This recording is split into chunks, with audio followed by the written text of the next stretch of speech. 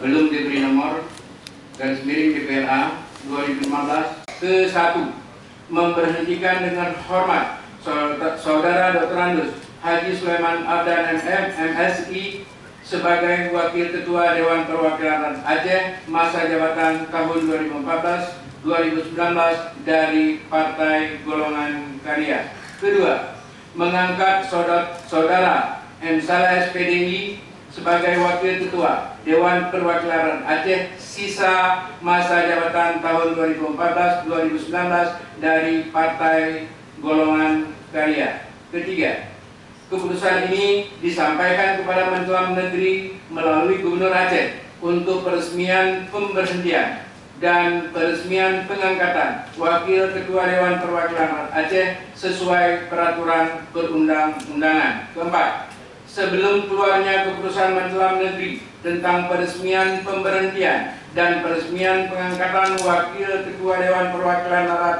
Aceh tersebut, maka Saudara Dr. Andus Haji Sulaiman Abdan MSI masih menjalankan tugasnya sebagai Wakil Ketua Dewan Perwakilan Rakyat Aceh.